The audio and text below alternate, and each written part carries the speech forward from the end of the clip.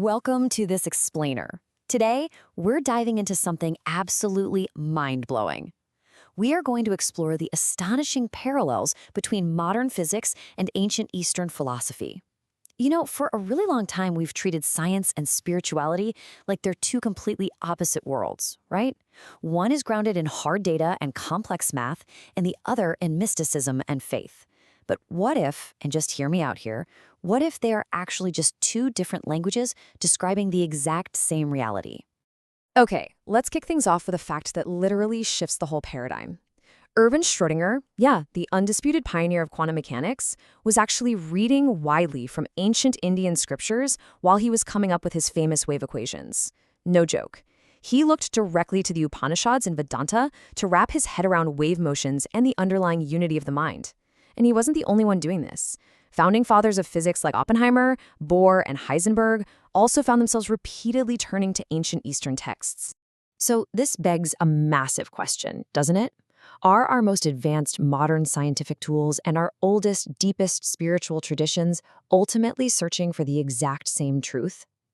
As the physicist Fritjof Capra pointed out back in the 1970s, as physics delves deeper into the quantum realm, the worldview it produces becomes essentially mystical. Let's look at exactly how these two seemingly different worlds align. Section 1. The cosmic origins, the Big Bang, and Om. Modern science tells us the universe began with a sudden, massive explosion of incredibly dense energy. Well, thousands of years ago, Vedic texts described a primordial cosmic explosion called the Mahanad. But here's where it gets really wild. There's a literal scientific link between this explosion and sound energy.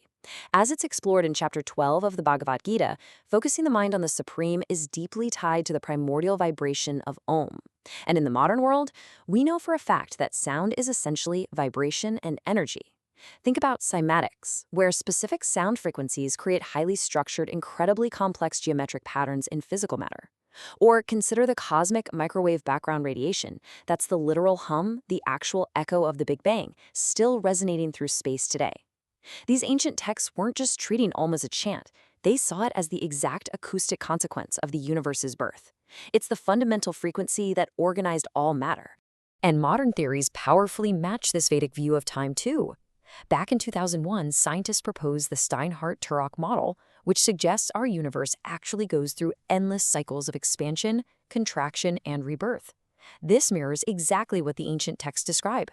They state that the cosmos is cyclically created, sustained, and then destroyed in a massive cosmic reset called pralaya, where everything dissolves back into a subtle state before starting the whole process all over again.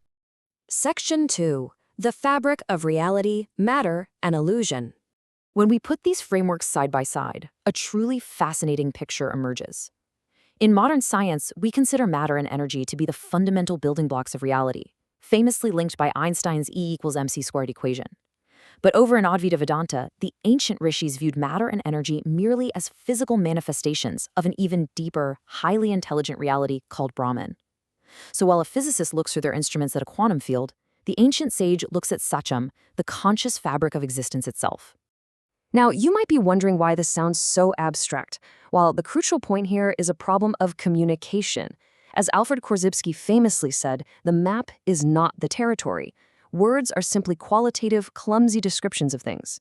Because our everyday language is built for a purely physical, everyday world, both quantum physicists and Eastern mystics frequently have to rely on logical paradoxes to explain the absurd, true nature of the universe.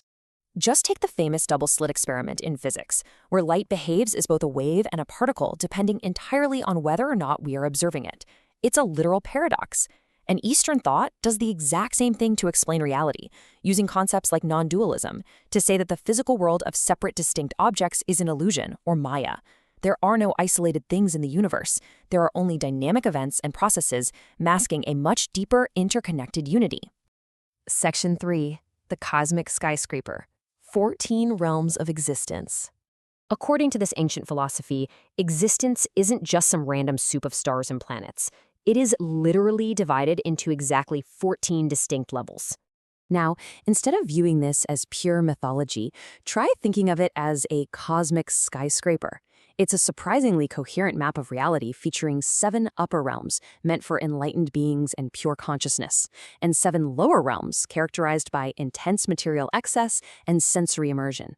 It's essentially a highly structured map of all possible states of consciousness. But here is where this framework gets incredibly relevant to you and me. Earth, known as Bur Loka, sits right smack in the middle. It's the 7th floor.